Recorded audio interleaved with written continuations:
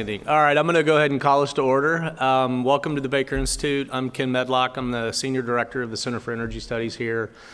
We have a great discussion lined up for you today. The world of LNG is dynamic, to say the least. And it always seems like when you think you know what's about to happen next, somebody throws a rock in the pond. Certainly that happened with the Russian invasion of Ukraine, created a massive disturbance in the markets, but given the depth of the markets that has emerged over the last 20 years, you saw pretty quick response by suppliers to meet those new demands coming out of Europe to replace Russian volumes. It's interesting to think about that in the context of the global LNG market and how it's been developing, because if the same event had happened 10 years ago, it would look very different. So when we think about the growth of the global LNG market, we have to remember that you're seeing a market that is still evolving. And I think our panelists today are going to get into that with a particular focus on Qatar and its role in the evolution of the global gas market. We all know, of course, the U.S. is currently the largest exporter of LNG. Interestingly, though, that is a consortium of companies. It's not a country that is exporting, so it's a little bit different. When you talk about Qatar, you're actually talking about a state-owned enterprise that is the core of a lot of what's going on, with a massive expansion on deck to meet growth in demand that is anticipated, particularly out of developing Asian countries. So I'm really looking forward to the discussion today. I'll do a very brief introduction. I don't like to read bios, but if you're curious, you can find them on the website, and I'm sure that they will certainly get into what their backgrounds are, and it will be obvious as you hear from them. So all the way over to the left is our moderator today. It's Jim Crane. He's a fellow here in the Center for Energy Studies at the Baker Institute, and he is co-director along with Christian Ulrichsen, who's immediately to my left, of the Middle East Energy Roundtable, which is a new initiative we launched that's really focused on things related to energy transitions, and activities in the Middle East region. So if you're not already connected with what's going on, I encourage you to get very involved, because it's a very interesting region with its own set of challenges associated with some of the aspirations that have been laid out, and this is but one that we'll be discussing today. Immediately to Jim's right is Stephen Wright. He's Associate Professor of International Relations and Associate Dean for Academic Affairs, Middle East Studies Department at the Hamad bin Khalifa University in Qatar. He's been working on energy and geopolitics in the region for a long time. Known Stephen for several years. Really enjoy his commentary on various issues, because he brings a slightly different perspective, being sort of immersed in it, than most of us often get to hear.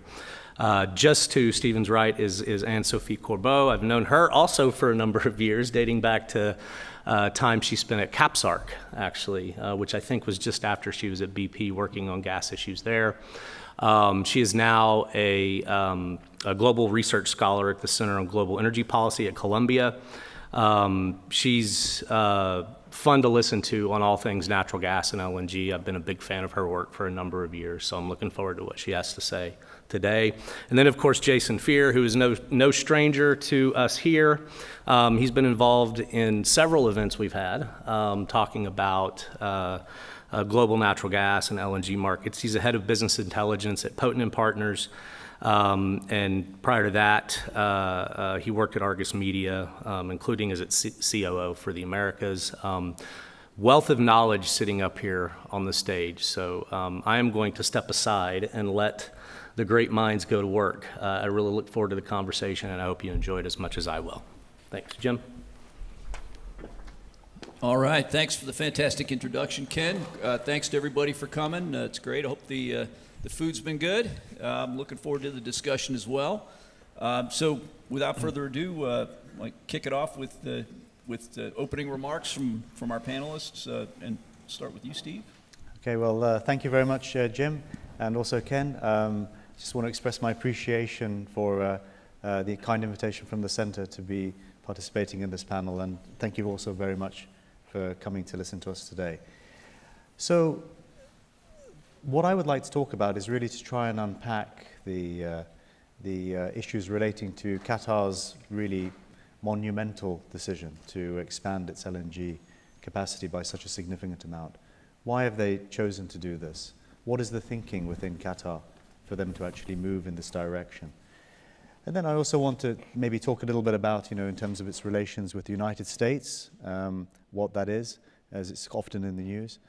And then just try to bring it together about some future thoughts where we can go forward. So in terms of Qatar's decision to expand its LNG, I think a lot of people would think that it's primarily a reaction to the pause of US LNG. My view is, and at least what I picked up, is that this may have kicked over the line, but it certainly isn't the main reason for it. In fact, actually, the reason for Qatar actually deciding to expand its LNG is part of a strategic calculation. And that strategic calculation is something which has been long-standing. Essentially, Qatar's perspective on the LNG market is that, at least since 2014, 2015, there's been a lack of capital investment in the global LNG market. And actually what the market needs is a greater expansion of this. A second aspect to this is the issues relating to the global energy transition in terms of move towards renewables and climate neutrality, climate neutral targets. Essentially, I think the perspective in Qatar is that these targets towards climate neutrality and the adoption of renewables are very much needed, but these are politically based targets. And we need a much greater recognition in terms of the challenges of actually achieving them. And for that reason, the role of LNG in particular is seen to be imperative or actual, essential as part of the move towards, as a transitional fuel towards carbon neutrality.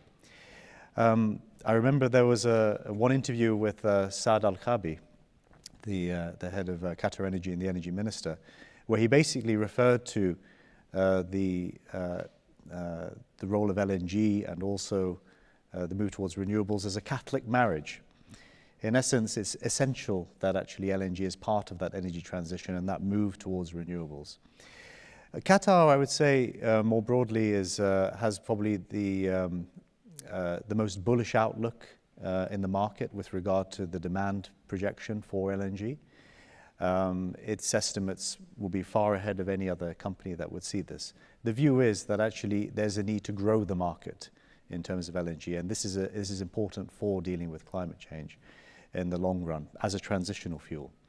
But the goal is really to allow for a stable supply of LNG to the market at low cost, which would lead to greater adoption, and there's room for all players in that market. And in the case of, it's not a case of a zero-sum game of a winner and a loser in terms of whether if the United States increases its capacity, Qatar loses. Because the view, what I hear is that actually there's countries need to diversify their supply in terms of LNG. So Qatar would benefit from just a growth in the market. So this is where it's aiming to do it. It has enormous flexibility in terms of how it can operate as an LNG supplier, because of course all of its LNG is located in one particular, or its gas is located in one specific location, and it has the world's largest fleet that it can draw from for delivering it anywhere in the world. So when you also now think about the issues of Ukraine and within Europe, how does Qatar view that in terms of affecting LNG consumption? Well, Qatar was not able to supply a great deal of LNG to Europe given the energy crisis, simply because the majority of its LNG was already contracted and it didn't have that flexibility to do it. So it does see that there's a need for this in Europe over the long term. So that's the perspective. And also Qatar would see that in terms of where its LNG will be going in the future, it sees that about 40 to 50% of it in the future will be going to Europe, the rest of it to East Asia. But East Asia remains the most important market, and that's where the main growth would be in the longer term.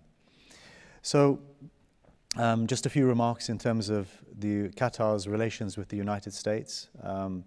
Qatar views the United States as its most important strategic and political partner. The United States has its largest military base within Qatar, the Al Udeid Air Base. And in addition to that, Qatar now is a major non-NATO ally as well. So it's a fundamental partner in terms of the relationship, and even though we are seeing the growth of China within the Gulf region in terms of as a larger trading partner, that doesn't necessarily mean that Qatar wants to move away from its relationship with the United States. Qatar wants still to, and sees for the foreseeable future, the relationship with the United States as being integral to its own national security and economic development. Finally, I would say that how does the energy sector within Qatar feed in or look into Qatar's overall economic development as a whole? Qatar's economy is really dominated by its energy sector, but it's nevertheless trying to diversify its economy. For those of you that have not been there, the population of Qatari is about 300,000, and the number of overall population is about 3 million. So it's a 10-to-1 ratio. But there's a goal really to diversify the economy into a knowledge-based economy, so much more investment in education and so forth. But also diversification within the energy sector. So this is where you see Qatar's moves in the future will be, increasingly growing its energy sector, but just moving into different areas, as well as trying to grow other areas of the economy as well. So in a nutshell, and I'll just wrap up now. When we're talking about Qatar's approach with regard to LNG, you have to see it as long-term, because Qatar's calculations as a state-backed national energy company its calculations are fundamentally long-term in its orientation, rather than based on short-term calculations. For that reason, then, why we're seeing that this move and its expansion is because Qatar sees that there is enormous opportunities for growth in the market, but there is room for all other players. So, Jim, I'll leave it there, and we can talk about it in the Q&A. Thanks. Great, Steve. Thanks. What were the numbers on the expansion? So we're at 77 million tons per annum now, and it's going to 142. 142 million tons. And then we in the U.S. are somewhere around 90 or 100, right? Yeah. Right now? Okay. So just to get those numbers out there. 85% increase, I think. So massive increase. That's what we're talking about in numbers. Anne-Sophie. Thank you, Jim, and thank you again for the very nice invitation to come here, and thank you all of you for coming despite the rain. We really appreciate that. I'm going to focus on Europe because I am actually based in Paris, but also put things in a kind of broader perspective. So first of all, when we are talking about LNG, you have to understand that currently the global LNG trade is about 550 billion cubic meters. You have three big players: the United States, Australia, and the US, and Qatar. US is a little bit larger, but basically, they are kind of around 20% each. Now, what we are looking at is the largest expansion of global LNG that we have ever seen. To put things in perspective, the LNG industry has a tendency to increase by waves. So we had the Qatari wave, 2009, 2011, mostly driven by Qatar, but not only. But to put things in perspective, it was about 100 billion cubic meters. Then you had something that you all know, which is the US and Australia LNG wave, which happened from 2015 to 2019. That was about 200 billion cubic meters. Now, the new wave that we are looking at, which is going to extend from 2024 to 2030, and based on the capacity which has taken final investment decision and is pretty much all under construction, is 300 billion cubic meters. So for those who are worried about the fact that we may be lacking LNG, no, I can reassure you there is plenty of LNG which is under construction. So the world is not running short of LNG. Actually, the question is, where is this LNG going to go? And this is where the European perspective is particularly important, because a certain number of these projects, at least a certain number of US LNG projects, have been sanctioned since 2022 because there has been this big crisis in Europe. And this is true in Europe we have increased our LNG imports by about 50%. So Europe, if I include, for example, the European Union and the United Kingdom, we imported last year about 160 billion cubic meters. So Europe has suddenly become a significant market for LNG. Before, to be honest, the focus was really, really on Asia. And I think in the future, the focus should continue to be on Asia as a growing market. Because I'm sorry to disappoint you, but for those who are looking at Europe as a growing market, this is not going to be the case. Why? Well, first of all, our demand has dropped by about 20% over the past 2 years. So in 2021, 400 billion cubic meters. 2023, 320 billion cubic meters. That's for the EU. And if you were to include the UK, you would get pretty much the same numbers in terms of drop. And the drop has been in pretty much all the sectors. Residential sector, industrial sector, power generation sector. In the industrial sector, what is really driving down the demand, besides the very high gas prices, is also the competition from other regions where gas prices are lower, like the United States, like the Middle East. So it's not very likely that the industrial gas demand is going to recover that much over the next few years, even if gas prices are coming down. In the power generation sector, we had actually a very interesting past 2 years, because in 2022, you would have thought, given the crisis, you need to decrease gas demand in the power sector as much as you can. However, we were facing some unexpected problems. First, nuclear generation dropped massively because the Germans decommissioned the nuclear power plants, and the French were facing massive problems in terms of maintenance and also corrosion. And then we had droughts, which also reduced the hydro generation. So if you take everything together, we had the equivalent of a 30 billion cubic meters of gas demand, which should have been reduced, but was not reduced because of hydro and nuclear. But in 2023, because nuclear and hydro came back to normal, then gas demand dropped massively in the power generation sector, also because we are growing our renewable. Which leads me to my next point. Probably you have heard about our ambition to decarbonize the energy sector in Europe, and this is also going through lowering gas demand. And they are very, very, very ambitious targets. Actually, the targets are so ambitious that nobody believes them. And that's a big problem, because the European Commission, facing this absolutely enormous crisis, which was actually a crisis on top of a crisis, because we were already in a crisis mode before February 24, 2022. Everything was tight, and then suddenly you are adding the biggest supply crisis that you could ever think of by removing the largest gas supplier to Europe.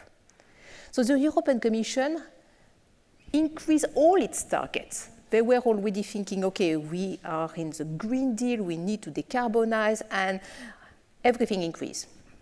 Gigawatt of solar, gigawatt of wind, hydrogen, everything increased. Nobody believes in these targets.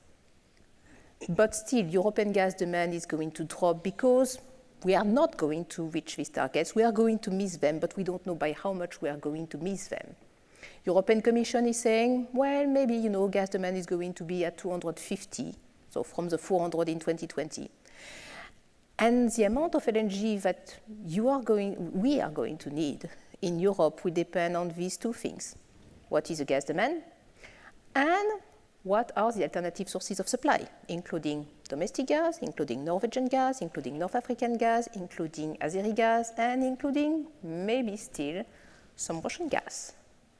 Because we're still receiving some Russian gas in Europe. You may have thought it's gone. No, it's not gone. So we are receiving Russian pipeline gas through the Turk Stream pipeline, which is arriving to Turkey and then going up to countries like Hungary, and through Ukraine. So the two countries are at war, but there's still some Russian gas which is transiting through the pipeline and arriving to Austria, Italy, Slovakia, etc. And one of the big tests is going to happen at the end of this year, because the transit contract between Russia and Ukraine is going to end. So this contract is not going to be extended. So there won't be a multi-year contract between Russia and Ukraine, that's for sure. But it is possible that some European companies will book the capacity in Ukraine, contract directly the gas to Russia, and then transit it through. Because some of the countries are not really ready to remove themselves completely from Russian gas. Take Austria. Austria, December 2023, Russian gas was 98% of their imports. So talk about trying to get rid of Russian gas. That's a little bit of a joke, really. But there are only a few countries like that. They happen to be landlocked. They happen to have difficult access to alternative sources of gas. So that's going to be the first test.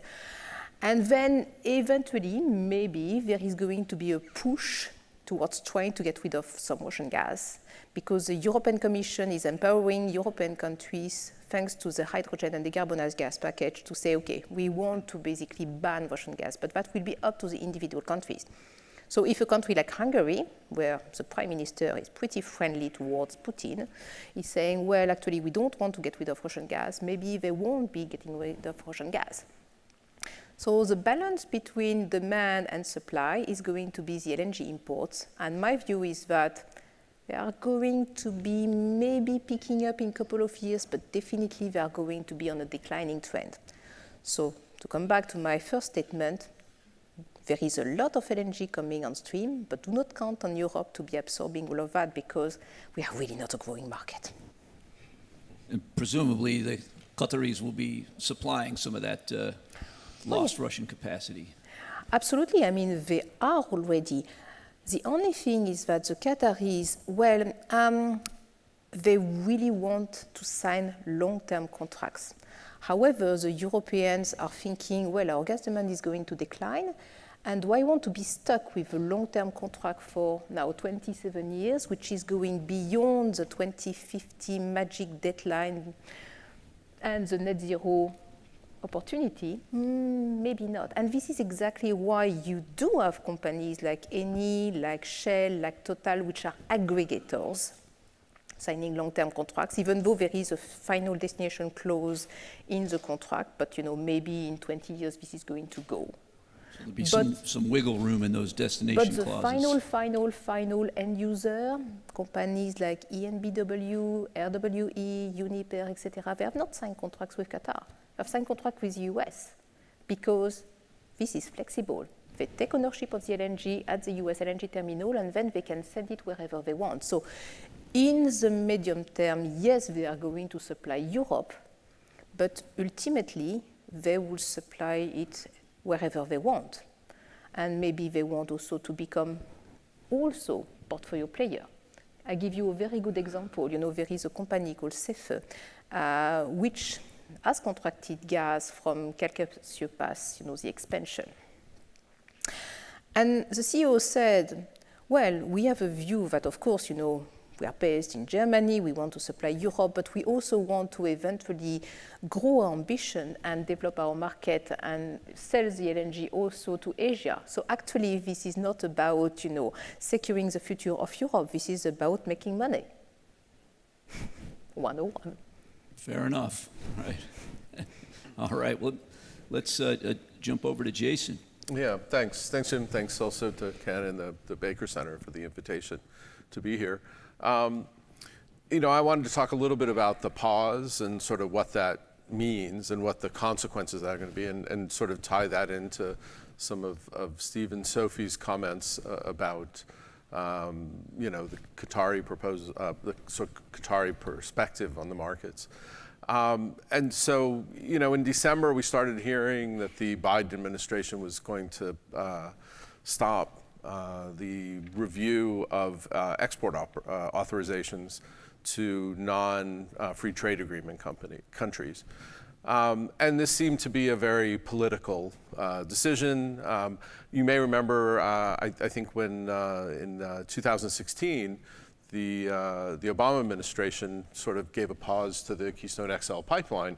So, sort of big energy infrastructure seems to be a convenient sort of target in the run-up to elections to kind of get the Democratic base sort of on side. So I think everybody kind of looked at this and thought, well, that's not that surprising, you know, they do this. And I think the administration's view was, well, you know, there's 100 million tons under construction, there's a couple of 100 million tons of projects that have permits, and so this is really a decision that's not going to have much importance, and, you know, we'll get the political bang out of it and it won't affect much of anything. It soon became clear that that's not the case at all. So this is pretty much of a train wreck for almost every U.S. project that hasn't gone to FID. So this won't affect projects that are under construction. They've got their permits, they went to FID, they've got their money, so they're building those projects. And that'll be 100 million tons that will come online between, you know, next year, end of this year, next year, and 2028.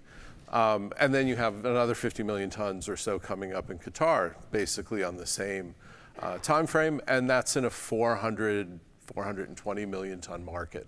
So 150 million tons that's under construction.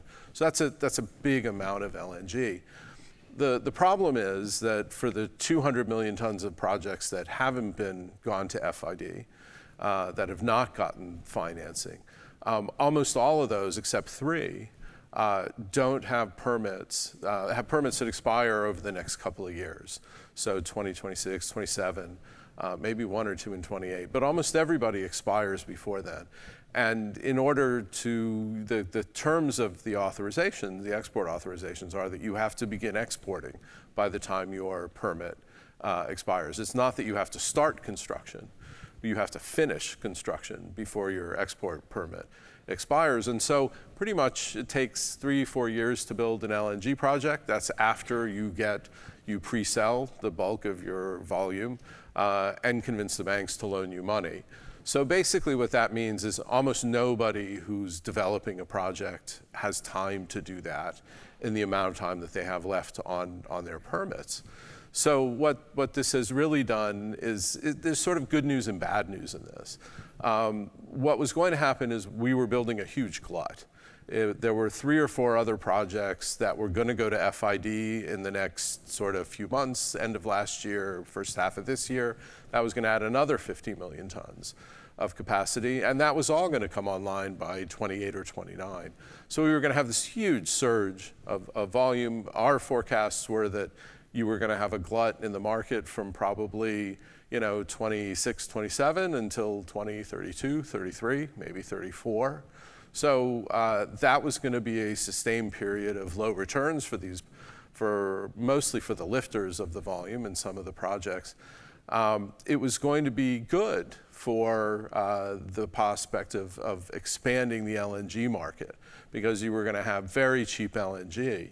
And so for a sustained period of time, and a lot of this LNG, a lot of the expansion possibilities are in less developed countries, in poorer countries. And so that was going to be a good thing. And so now what's going to happen is all of these projects in the US are probably delayed for at least a couple of years, assuming that the pause sort of comes off at the end of next year. Of 25, then everybody's going to have to reapply.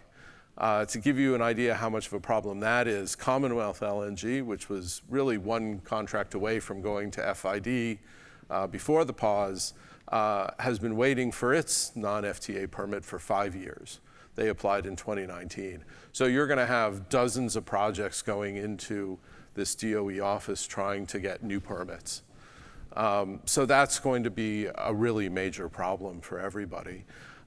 We are going to sort of solve that glut that we were going to have. We're going to have much tighter market because we're not going to have this huge surge of LNG that's going to drop the price. But what that means is for, you know, the Qatari sort of strategic point of view, that you need more LNG and you need a broader market, that's a real problem. Qatar's doing its part. They're building a lot of capacity. Russia was going to build a lot of capacity as well, but they're pretty much out of the business now for the time being. So, the world was really looking at the US and Qatar as the sort of two pillars of the expansion of the LNG market. And, the United States has basically kneecapped itself for at least the next couple of years. And that's going to have a sort of longer term consequence just because it's going to take longer for US projects to sort of get up and running again. So I think, the sort of what was a sort of short term, fairly nakedly political decision is going to have sort of fairly broad international and industry consequences that we're going to be managing over the next, 5-10 years. So I think that's probably a good place to start, and look forward to the discussion, taking these topics on again. Awesome. So before I turn to our last panelist for his opening remarks, just want to let you know there are some Q&A cards on your table. So if you're hearing anything that sparks a question, please write it legibly, because it's going to be me that has to read it, and just hold it up, and somebody will come by and bring it up. Okay. So Christian, some remarks. Okay, thank you, please. Jim. And I'll just maybe wrap up this opening remarks by giving some context to what the other speakers have spoken about in terms of Qatar's expansion on the expansion, in the sense that Qatar had expanded or had been engaged in a two-phased expansion of the North Field between now and 2027, and has now gone further and is now planning an even bigger expansion to 2030. It's just over 5 years since many of us were surprised at Qatar withdrawing from OPEC in December 2018, becoming effective 2019. And I think that withdrawal made it very clear that Qatar, or the Qatari leadership, felt that their future lay in a global gas giant rather than a relatively small oil-producing state. Relatively small, especially by comparison with its neighbors in the Gulf, by Saudi Arabia, UAE, and Kuwait. Qatar was only ever a minor oil producer, but by accident of geography, by having the world's largest non-associated gas field off its northern shore, has become this global gas giant. There's been heavy investment since the 1990s, or since the 1980s, late 80s, in creating that that LNG infrastructure to export. The North Field was discovered in 1971. 1971 was the year that Qatar became an independent sovereign state. It was only really late 1980s, early 1990s that you began to see the development of the LNG infrastructure, which is so complicated and complex now that you see it in Ras Laffan.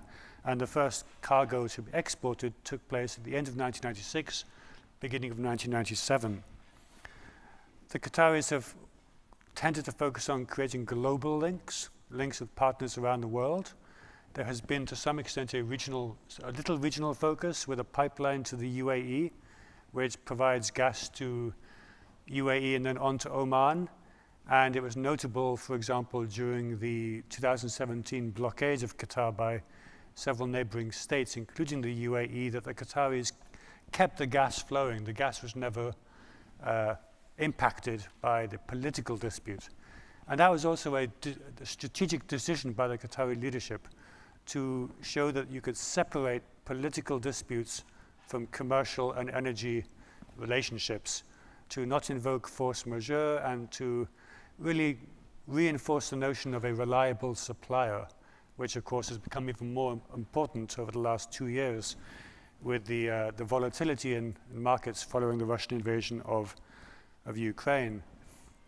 There was also the legacy of the invasion of Kuwait in 1990 by Iraq for smaller Gulf states like Qatar, surrounded by much larger, conventionally more powerful neighbors, that if you have energy and other linkages with partners around the world, those partners are more likely to come to your support if things ever get tough. And we've seen with Qatar how things did get difficult in 2017. we've also seen the Qataris be very careful about managing the North Field and managing the extraction of gas from that field, because that field extends across the maritime boundary into Iranian water as well. And Iran has its own portion of the field called the South Pars Field. And the Qataris were very well aware, remembered how in 1990, Saddam Hussein had used accusations that Kuwait was slant drilling into an oil field under the Kuwaiti-Iraqi border. The Qataris have been very careful to coordinate with Iran and also to ensure that they do not drill right up against the maritime boundary. There's also now, as Jason mentioned, a lot of talk in the US about the US pause. But we shouldn't forget that Qatar actually had a 12-year moratorium on new developments in the North Field from 2005 up until 2017. The Qataris felt in 2005 that they had reached this production plateau very quickly, that they had to take time to assess the health of the field, to assess the future potential and the market capacity as well. That was lifted in April 2017, so 2 months before the geopolitical rift between Qatar and its neighbors. But technical studies have been done, appraisal fields have been drilled to assess the future potential, and the Qatari leadership felt that this was a time, as Steve had mentioned, to go all in on the expansion. There was also, by 2017, a realization that so much focus had been on the 2022 Soccer World Cup, not just in constructing the stadiums, but also in the infrastructure, the urban developments, the new metro, the new airport. There have been so much focus on 2022. There was also a need to continue these mega projects through the 2020s, otherwise there would be a concern that things would just stop after 2022. So to have a continuing supply of mega projects, mega infrastructure developments going on throughout the 2020s. And then finally, just a few comments about Qatar's regional and foreign policy, because of course we've seen a lot about that in the news over, well, not just recent weeks and months, but years. I mean, Qatar has been on a different trajectory from many of its neighboring Gulf states, and that has brought challenges as well as opportunities. Qatar, as we mentioned, is a gas power. It's free from OPEC constraints, especially now since 2019. They've not been in OPEC. They have more freedom of maneuver, freedom of action in many ways. They're charting their own path, their own independent, autonomous path. Now that, of course, has created backlash from neighboring states. First in 2013, 2014, Saudi Arabia, UAE and Bahrain sort of took action together. They recalled their ambassadors from Qatar, in part because of what they saw as Qatar's support for Arab Spring uprisings in other parts of the Middle East. And then from 2017 until early 2021, there was a more serious blockade of Qatar involving closure of sea and airspace around Qatar, the only land border with Saudi Arabia, and also involving Egypt as well. So Qatar's kind of policy has certainly had backlash, and it was noticeable that in 2017, the Saudis and Emiratis drew up a list of 13 grievances with Qatar, and the number one grievance they had was you had to downgrade your relationship with Iran. Now, Qatar has a very pragmatic reason to maintain a working relationship with Iran, because that's where the gas is, and the gas is the driver of Qatar's growth into this economy we see today. So in 2017, the issue of Iran was something for the Saudis and Emiratis to latch onto. What we've seen since, and especially in 2023, we saw Saudi Arabia and the UAE making their own reconciliations with Iran, in the Saudi case mediated by China. So we've seen one area in the Gulf where we have seen de-escalation. We have seen the reduction of geopolitical risk, even as in other parts of the Middle East, especially with Israel and Gaza and Hamas, we've seen tensions spiking elsewhere. At least in the Gulf, there's been one area where there's been less risk going forward. And what we've definitely seen since October 7th is even in the one area where we have seen an escalation, the Houthi attacks on shipping in the Red Sea, those attacks have been focused on commercial shipping rather than, say, on Saudi Arabia, on the UAE. There's no appetite in the Gulf for a regional escalation. So at least that's one area where maybe Qatar's neighbors have now moved into that space of finding pragmatic relationships with Iran, working together. You can't change your neighbors. And for Qatar, this is really an existential issue, just because the gas is from this field that straddles both sides, which gives Qatar a very strong raison d'etre to really have that relationship continue. So, yeah, thanks, Jim. Yeah, great stuff. Thanks, Christian. So lots to chew over. I've gotten a ton of cards already, so thank you, everybody. It seems a lot of interest in this subject. Something you just said, Christian, really it triggers a thought. So the LNG, the expansion of production in the North Field. There's a North Field South phase, a North Field East phase, a North Field West phase, but there's not a North Field North phase, right? This is something we were discussing elsewhere, and that's probably because of what you're talking about. This cautious relationship with Iran, wanting to be pragmatic and cautious, not overdeveloped, too close to the maritime boundary,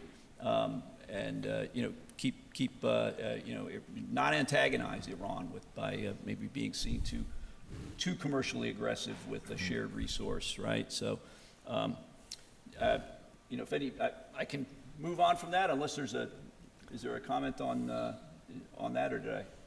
Maybe I'll just make a quick comment on that. I mean, Qatar is very unique as a geographically very small country, but literally sandwiched between Saudi Arabia and Iran. So the risks that it faces, or the fear of risk that it faces from Iran is very real, because its whole national survival, its economy depends on the security of its gas field.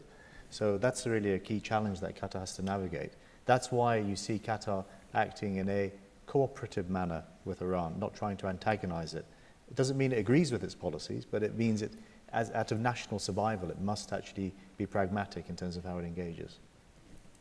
So one of the things that some of the neighbors don't often, or don't always agree with, but they've seen differently internally in Qatar. Steve, I wanted to ask you a bit about some of the differences in some of the longer term investment contracts and offtake contracts that Qatar is signing with new investment partners. The first phase of the LNG development had so many ties and was underpinned by Japanese investment and Japanese companies willing to take on the risk of this kind of unknown frontier province for gas development. Really, at the time, was seen as a pretty risky place to develop a really expensive LNG projects. Sending those cargoes all the way to the Pacific. But now there's less Japanese involvement in some of the expansion and more from China, and Chinese firms. So I was wondering, Steve, if you could address that briefly, some of the rationale there. Sure, it's a great question.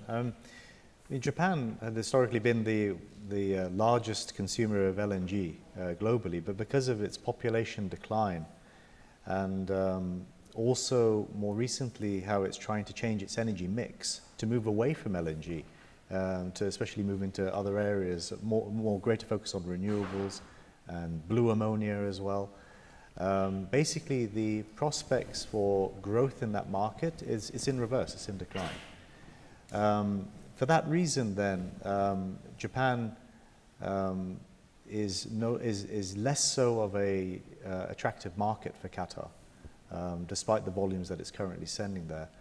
But also, I think when you look at Japan, it's trying to have much more flexible arrangements, given it's going through this transition as well. That has given way actually more to other countries, such as China, which has increasingly been, it's signed, I think, a 37-year deal with Qatar for one of the largest amounts of LNG procurement, and it's being aggressive in terms of trying to sign even more. East Asia remains the focus of Qatar for its future in terms of LNG supply, but Japan is declining, China is growing. This is also why Chinese firms have then been involved in, given a shareholding position in the recent expansions. This doesn't necessarily mean that Qatar is pivoting strategically or even, politically or strategically towards China. It's purely a trade relationship. What remains is the most important relationship is its relations with the United States. All right, Anne-Sophie, I've got one actually for whoever would like to respond on this one. So, it seems that in Europe, the cutoff of Russian supply has focused Europe on lots of suppliers east of the Suez Canal, right? So the east of Suez supply, and then lo and behold, more supply chain risk has cropped up. The Red Sea attacks. So they went from one major transit country or supply risk, supply chain risk from Russia through transit countries to the EU. Now they're undergoing another one with their alternate supply channels. How is that playing out in Europe? In thinking about political risk on and energy security, how do you see that being resolved? Are there policies that Europe can take to try and secure its its supply chain or its energy security? Well, I think, what Europe wants to focus upon is diversity in terms of suppliers. So, first of all, also trying to reduce gas demand, fossil fuel demand in general, but gas demand in particular, because we have seen that being too dependent on one supplier was not such a good idea. We were at 40% dependency on Russian gas. It has dropped significantly now. We are importing 70% less Russian gas in total, which is a big drop in 2 years. The EU and fundamentally the European Commission sees LNG as being flexible. So, they tend to think of it as a solution for pretty much all the problems. I have not seen or observed a reaction to the recent tensions and the fact that, when you are looking at LNG coming from Qatar in particular, it has to take the long road going around Africa and then coming up. This is, of course, changing a little bit the dynamic of the market, but let's be pragmatic. There is also a very nice LNG supplier on the other side of the Atlantic, which has plenty of LNG and even more under construction. So as far as Europe is concerned, for the moment, this is okay. There are also a certain number of LNG suppliers in the Atlantic basin. So, it's a question of, okay, are these LNG suppliers going to be able to meet a lot of my demand or not? And the dynamic between the Atlantic basin and the Pacific basin. But as I said, Europe sees LNG as being very flexible, and of course, this crisis as well, and this new choke point in the LNG business, as well as the other choke point, which is affecting, in fact, US LNG towards Asia, have been new developments. Now, if I want to be pragmatic, the fact that US LNG will have potentially more difficulties to go to Asia, well, hey, we are on the other side. So, what I would like to see, and this is actually not in the hands of the politician, but more in the hands of, portfolio players, the people in the industry, is more swapping arrangements between the different LNG suppliers. So, say, rather than we in Europe importing some LNG from east of Suez, we are taking the LNG from the United States and vice versa. That might require quite a lot of adjustment between, the FOBs, the DES, LNG, the different size of cargoes, etc.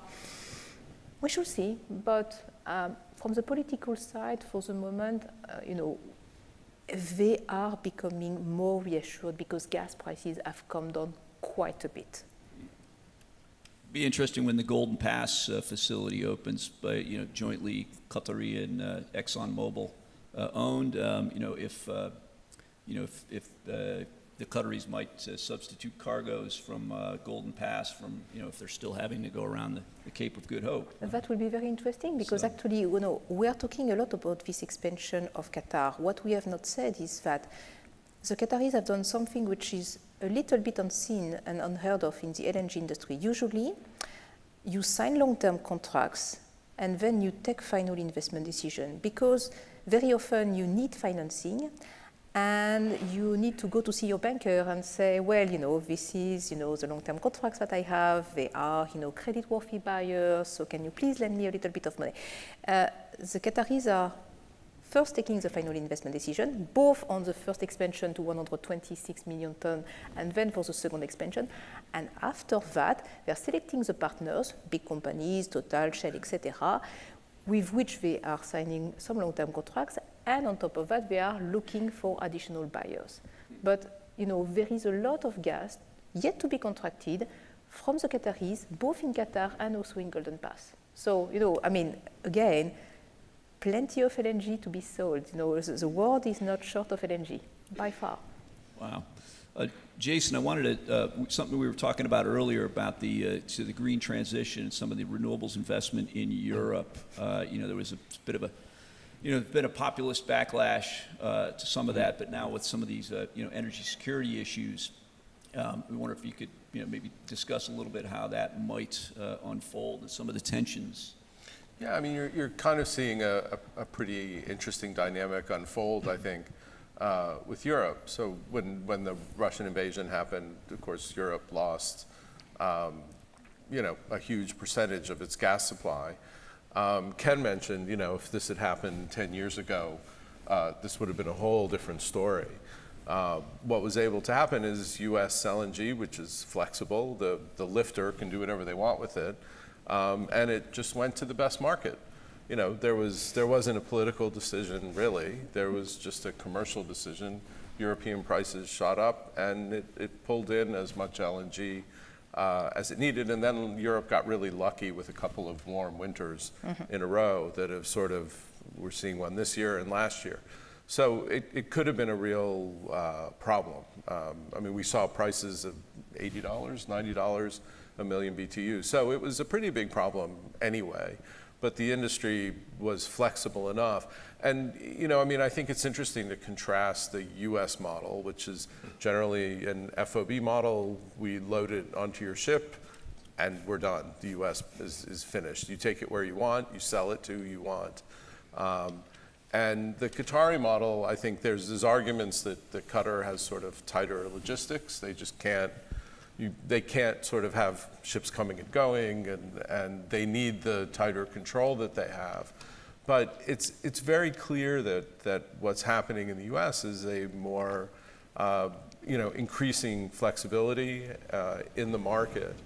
The other thing that's interesting, and this sort of goes to the question, Jim, is the huge percentage of U.S. volume that's being sold to aggregators or traders, to companies that are going to resell that volume. So in the old days, it was, LNG went to creditworthy Asian mostly and European utilities, and so to the end user. And what you see in the US, especially over the last sort of 4 or 5 years, is a huge percentage has been going to aggregators. So people like Shell, ExxonMobil, Total, BP, majors. And they're sort of taking that 20-year exposure. They're signing 20-year agreements, but then they're selling that volume either into the spot market, or if you need 5 years or 2 years or 10 years or winter supply, then you can go to them and they can sort of chop this up. And their business model is, they make more money for that kind of service. Frankly, before the war in Ukraine, it hadn't been that great a model. They hadn't been making as much money as they expected. And at the same time, what you're having in Europe is, I think, some questioning of the decarbonization plan. And so that was in being formulated before the war, but I think the high prices have made Europeans, even more convinced that hydrocarbons are dangerous. So it's bad for the planet, it's bad for national security, security of supply. and that they really need to get rid of this. But I think you're starting to get pushback on that in a pretty significant way. When the UK did Brexit, that gave the UK some flexibility, so they've already begun to sort of move away from the sort of strict adherence to the European targets. I think the issue is that Europe is spending so much money on this project, on decarbonization, and you're starting to get a lot of pushback about what are they getting for it. One of the things that I find really striking is that since 2015, when Paris was signed, the US and Europe have taken 150 gigawatts of coal-fired capacity, generating capacity, offline.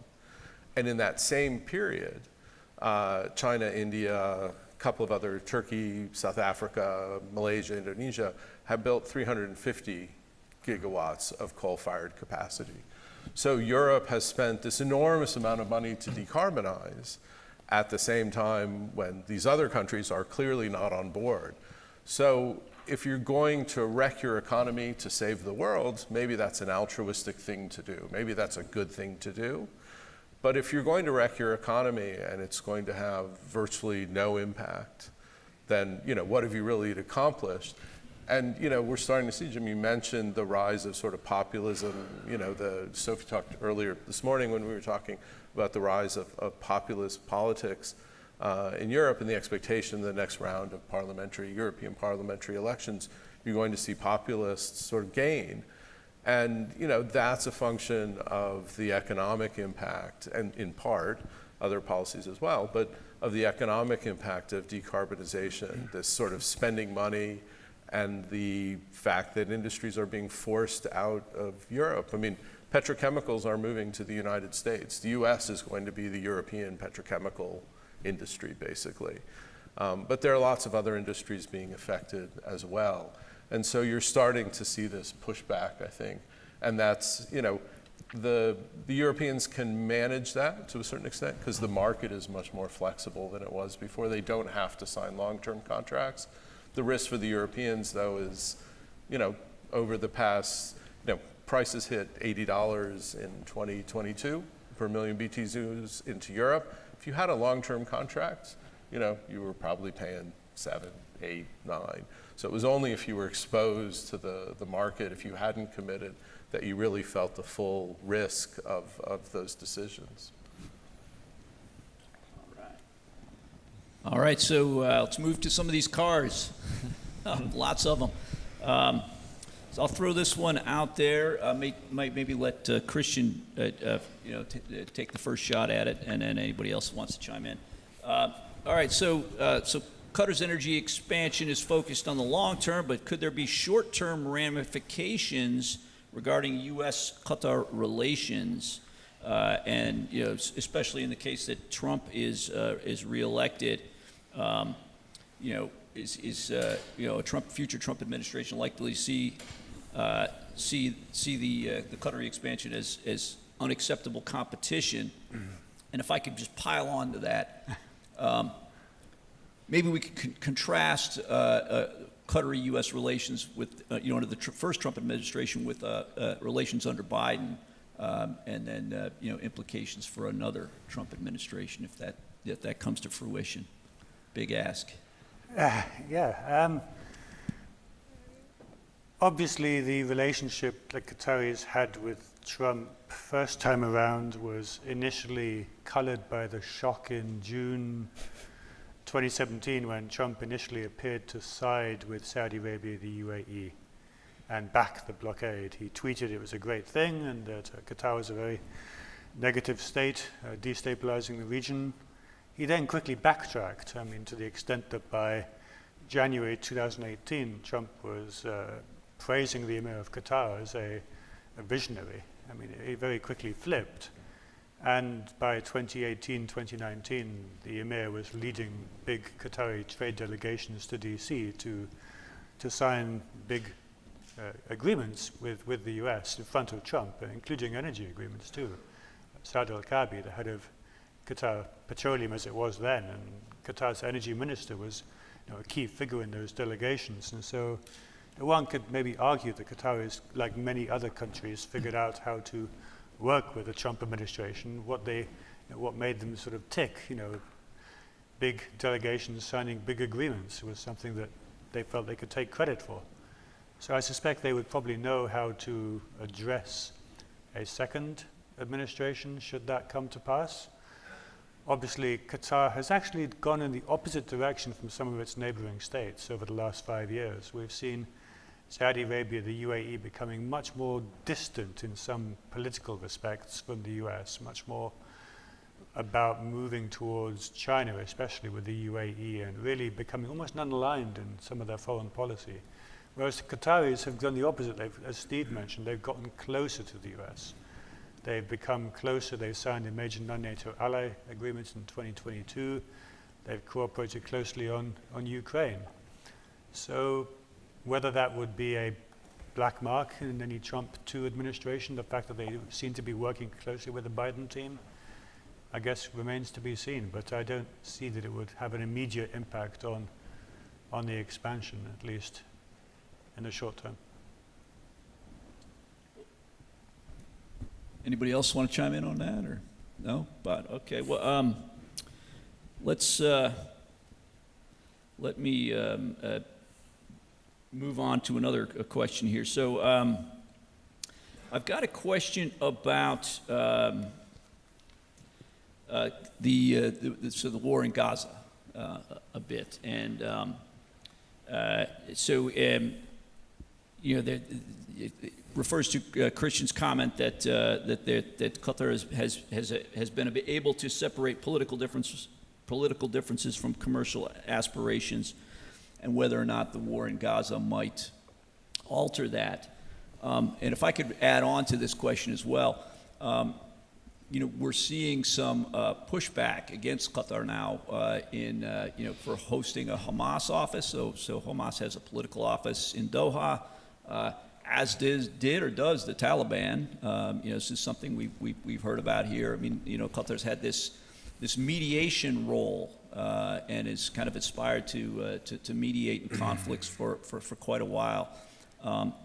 So I wonder if those two issues, we might chat about. I might see if you want to kick that off, Steve. Yeah, sure.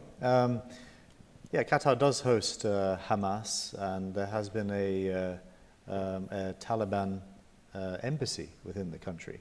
And of course, at the same time, there's also the largest US military base in the region. But in terms of the reason why actually Hamas is there, we have to go back to the Obama administration, because the Obama administration actually requested Qatar to host Hamas so there can be a dialogue with them as a go-between. And the same applies also for the Taliban. So there's a very clear reason why actually both of those entities are there. It doesn't mean Qatar condones what they're doing, because actually what they want to see is actually a mediated resolution so that peace and stability can be brought back, which is badly needed. But there is a good reason why it's actually there. But in terms of the first part of the question about is the Gaza conflict likely to create challenges for Qatar, I think we shouldn't be naive to the regional pressure that's growing and is beyond what I've lived in Qatar now for about 17 years. I've never seen the region facing this boiling point with regard to pressure because of the ongoing war within Gaza. And I think that is, it can create wider regional instability. So I think it's important just to look at how the knock-on effects of this can actually spiral beyond what most people can see.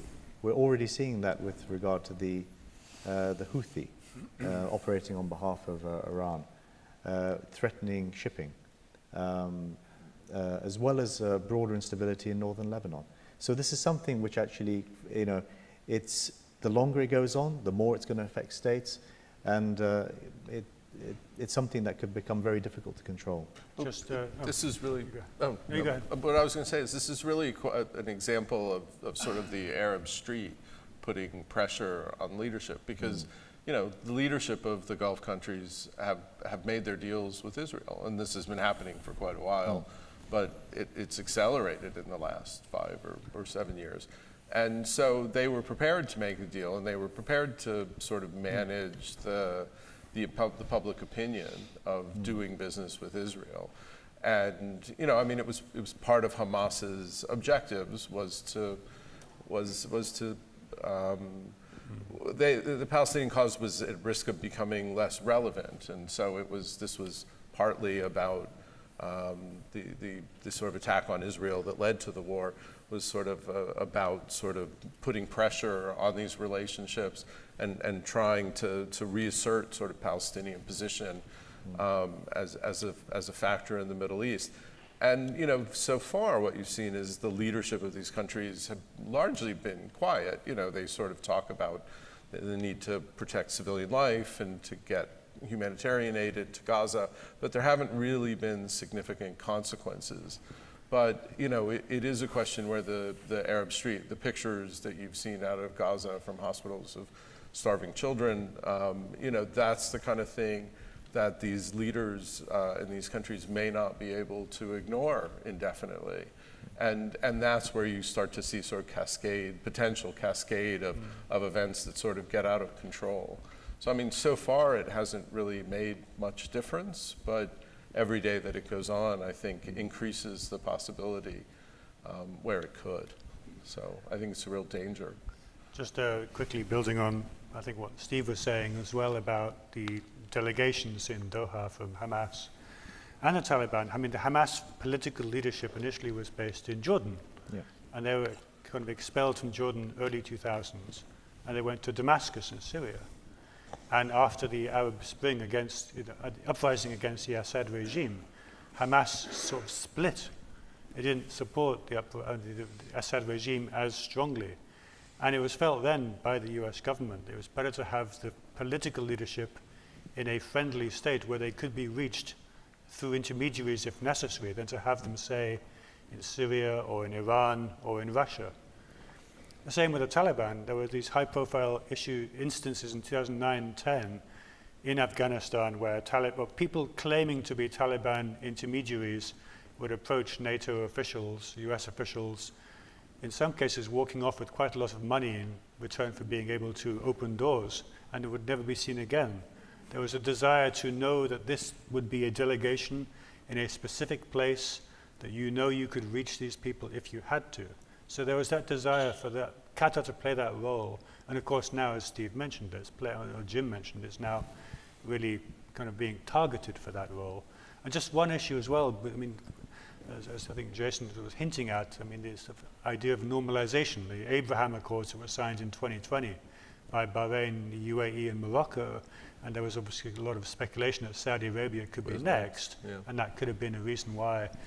But, I mean, would Qatar ever join? I don't think Qatar would ever normalize with Israel until there has been a two-state meaningful progress towards that. But that doesn't mean that Qatar and Israel don't work together. They do. And actually, Israel opened a trade office in Doha, in Qatar, in the 2000s. It was actually in the 1990s, up until about 2009. So they had a trade office in Qatar and in Oman. So they were among the very first to have this breakthrough in diplomatic relations. And of course, many of you in Houston will remember that there was even talk about a potential Qatar-Israel gas deal in the 1990s, which Enron would have been the sort of go-between.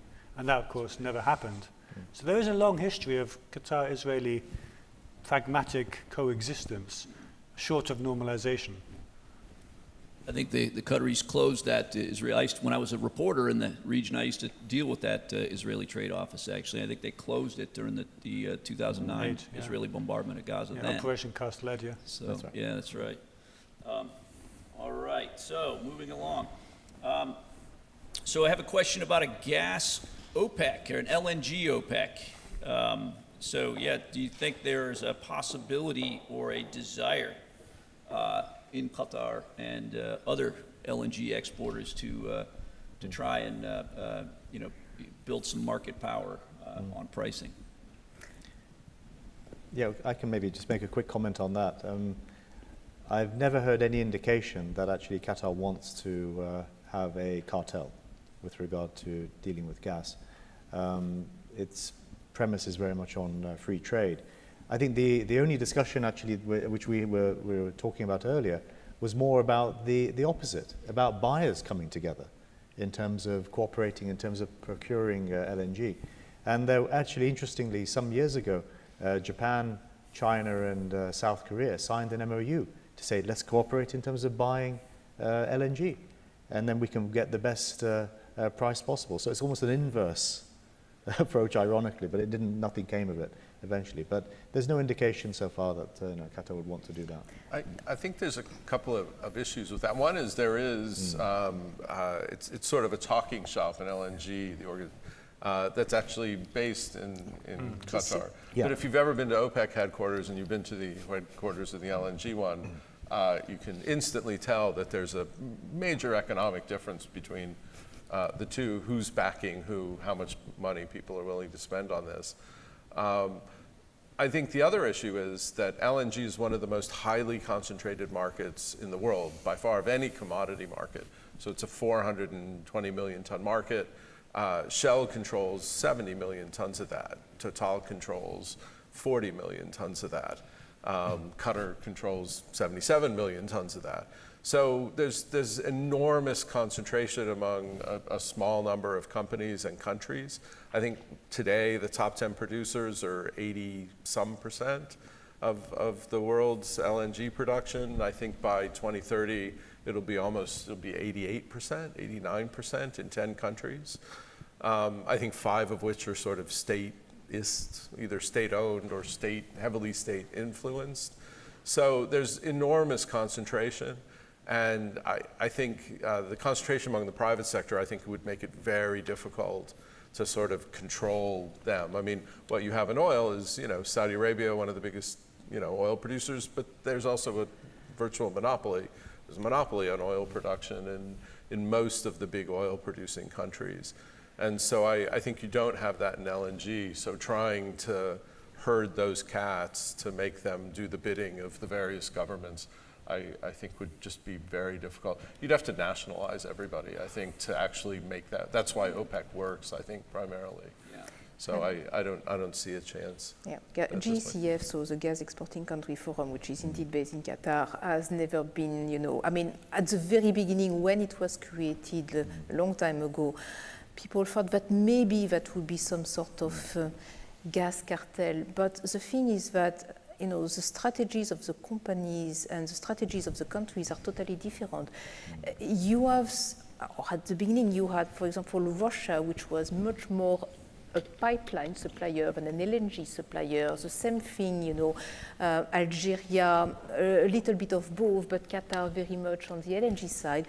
You have also the fact that the pricing mechanisms are totally different. Some countries are selling on oil index, others are taking, the spot index. So how do you do, some sort of cartel? How do you influence the price when basically the pricing mechanisms behind the contracts are totally different? So if I am Qatar, for example, and I am selling everything on oil indexed, I do not have any interest in restricting supply because this is actually going to help those people who are selling on spot index prices. So this is not really useful for me. Okay, so do you think there would ever be a situation where an LNG supplier might want spare liquefaction capacity?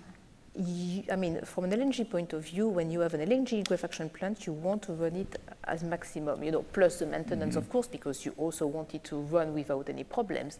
But we don't really have, the equivalent of the Saudi reserve capacity in the global LNG market. I know that people are going to say, yes, but the utilization is not at, 95%. Indeed, this is correct. This is because in some countries there have been, some issues, declining gas production, because the facilities are relatively old, but this is nothing to do with the desire of, I am going to keep a little bit. Yeah, there is always a possibility to try to increase, as we have seen over the past couple of years. Actually, the spare capacity in the global gas market was Russia, and we have lost it. And actually, this is a very important point because Europe used to be the balancing market in the global LNG business. And now that capacity is gone because, first of all, there is no more, this mechanism between LNG and pipeline gas. You can't really switch from one to another. And also moving forward, first, the coal-fired generation in Europe is going to drop. So you are also losing this little bit of flexibility in the power sector. And the storage regulation sort of imposes a profile in terms of refilling and withdrawing gas from gas storage. So all the elements which were making Europe the gas balancing market are sort of going away. The other issue is, I think with your question about spare capacity, is the only people I could think of that could do that would be Qatar. Because, I mean, almost all of the rest of the capacity in the world, even in places where it's national, usually there's foreign partners, there's project finance loans, there's, banks expect to get paid. So there aren't many countries that would write a check to build an idle LNG plant. So they're expensive. And might be something we'll look into in a brief here at some point. But there's spare capacity in some places, but there's no gas, right? So in Egypt, right? So and what you saw last year in 21 and 22, when the market spiked, was you could run your plants harder, and that was the spare capacity. So you did have sort of an ability to kind of surge capacity somewhat. So the U.S. plants all ramped up. They deferred maintenance, which they're doing now. So there was talk when Freeport had its accident that one of the contributing factors was that they were trying to increase production and running harder, and their staff wasn't up to that job. So you do have some ability to kind of ramp up in an emergency, but that's a fairly small margin, and it probably doesn't last indefinitely before the mechanical part starts catching up with you. Wow. All right, so I've got a question here about sovereign wealth fund, the Qatari sovereign wealth fund, and it's sort of economic diversification overall. How does Qatar diversify its economy through its sovereign wealth fund? And given the expansion, is there any new form of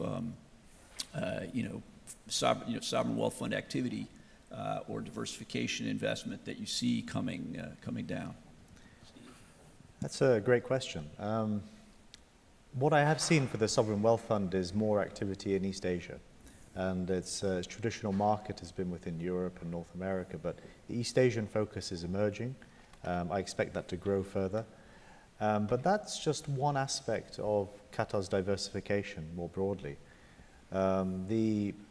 I would say that Qatar is seeking to diversify in areas of comparative strength, and it's largely through the state-owned or state-backed enterprises.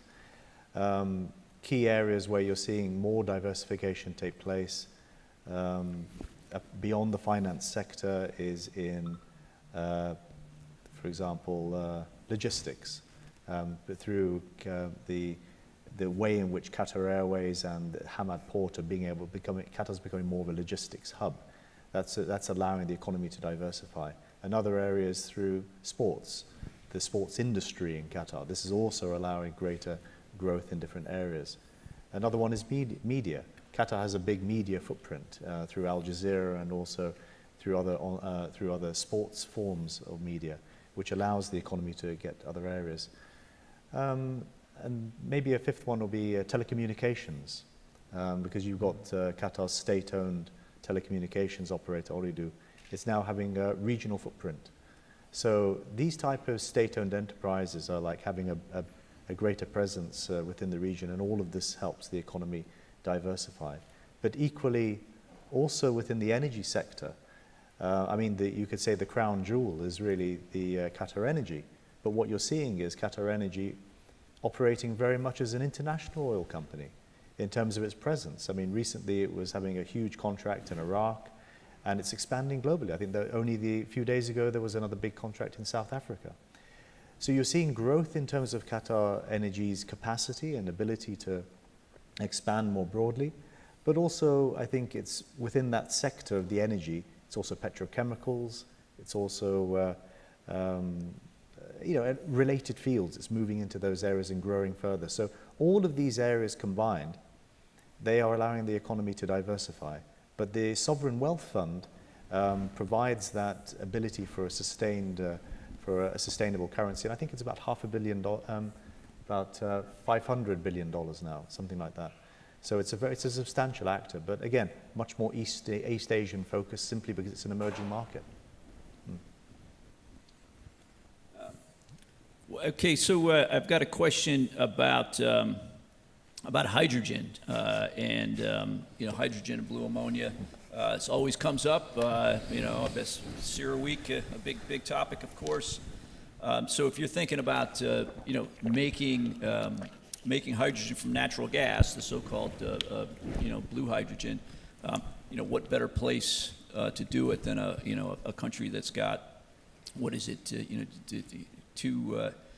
2,000 trillion cubic feet of gas and it's sitting right offshore in a single field. So what's the prognosis for Qatar in hydrogen and hydrogen exports in whatever form?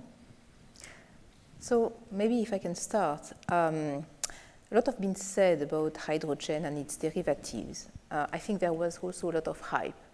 Now if you are looking at which countries or regions really want to import hydrogen or ammonia, they are really concentrated in two regions. The first is Europe, but not all European countries, and in particular, we can talk about Germany, the Netherlands, Belgium. So this will be the kind of markets which have really said we want to import hydrogen or ammonia. And then the second one is Asia, notably Japan, Korea, Singapore.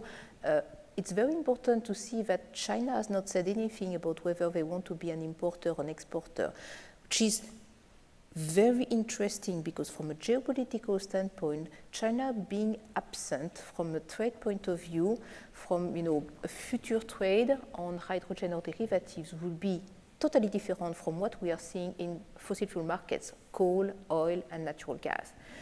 So very few potential buyers. And a very, very, very, very long list of countries which want to export. Qatar has not published hydrogen strategies. By the way, Saudi Arabia has not either. But I have, for the moment, I think 56 national hydrogen strategies published. And within that, 40 countries want to export. 13 countries have said that they want to import, and 3 have said nothing. And all the countries which want to export have a lot of ambitions. But, the ambition is not going anywhere if you don't have a market and a buyer. And the problem of the hydrogen and derivatives market right now is that you need a long-term agreement. The same thing as the LNG market. You need somebody who is going to buy your whatever for 20 years at a certain price condition so that you can go and see your bank and say, this is what I have, can you please lend me money? And we have exactly that problem because the willingness to pay is there and the price at which the hydrogen or ammonia is offered is a little bit higher. I mean, gas plus CCUS tends to be less expensive. Renewable is definitely not going into the right direction because we are seeing an increase in terms of the cost of wind, an increase in the cost of electrolyzers, an increase in terms of financing. So I think, the hydrogen market is growing, but definitely slowly. Are there players in the hydrogen or potential suppliers or exporters, on that long list of countries that look more credible that you might put at the top of the list? Well, a few of them have already taken some final investment decisions. For example, Saudi Arabia's project NEOM, which is currently under construction, which is going to export ammonia because there is a 30-year contract with Air Products. And this is renewable hydrogen or renewable ammonia in that case. So that would be one, for example. But at the same time, the Saudis have tried to do the same thing with natural gas plus CCUS, and they got nowhere.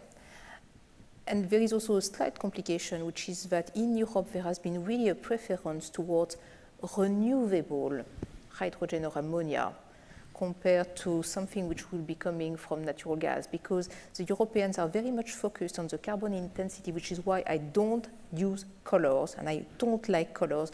Why we are doing hydrogen is because we want to decarbonize, not because this is yellow, blue, green, whatever. You want to focus on the carbon intensity, so forget about the color.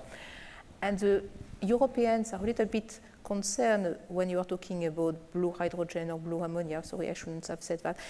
Low carbon hydrogen or ammonia, about first how much CO2 is really captured and how much methane is emitted. I think one of the fundamental problems is the signals from the market are so mixed, is that, you know, it's easy to draw up sort of grand, ambitious plans for lots of ammonia capacity, you know, to make green ammonia in the United States, to turn it into, you know, to then crack it and get the hydrogen to generate power in Europe, and, you know, and then you have to find someone to pay for it, and I think things tend to break down then, you know, and I think, you know, you get this sort of, people just, you're making long-term decisions, and unless, I think the key is, you know, cost, and can you get people to sign long-term contracts. And so you'll get some Japanese utilities willing to co-burn, you know, ammonia with their coal, and they'll sign some long-term contracts. But you can't get the Europeans to sign long-term LNG contracts. And it's because they don't know what the gas market is going to look like 20 years from now. And they're worried about being stuck with these contracts that are underwater. And I think the same thing applies with, you know, ammonia, same thing applies with methanol, with you know, hydrogen, just pure hydrogen. And so, you know, the governments are trying to step in with subsidies and direction, but, you know, I think, you know, we were talking before, and Sophie said, you know, the Europeans are going to miss their targets. The question is how much they're going to miss their targets by. And nobody wants to be the company left holding the bag. Because once the governments lose interest, the subsidies disappear, and, you know, you're the proud owner of an idle ammonia plant somewhere in the middle of nowhere. And nobody wants to be that guy. I should have said that the targets for, you know, hydrogen in Europe are so totally unrealistic that nobody believes in them. I mean, honestly, it has been a little bit misleading the market, because so we are consuming about 8 million tons of hydrogen in Europe. They want to increase that to 20 million tons by 2030. There is hardly, you know, any low carbon renewable hydrogen or ammonia which is under construction now. So how exactly do you want to get there? It's so totally unrealistic. And they also, like, you know, gave a big prize with the hope to attract a lot of potential suppliers and said, we are going to import 10 million tons. Oh, by the way, including 4 million tons of ammonia. And when they said that, they didn't actually talk to the fertilizer industry in Europe, which already consumes 3 million tons. So when the REPowerEU plan was published, the fertilizers in Europe discovered that the 3 million tons of hydrogen that they are currently using in order to produce fertilizer was just gone and being replaced by 4 million tons of imports. You can imagine that they took that very well.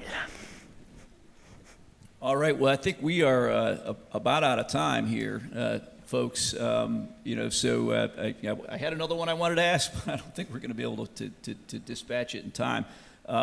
Being mindful of the time here. However, you know, we can hang out, and you know, if I didn't get to your question, you want to, you know, pop up, and we can handle it informally. So with that, let's give our panelists a big round of applause. Thanks.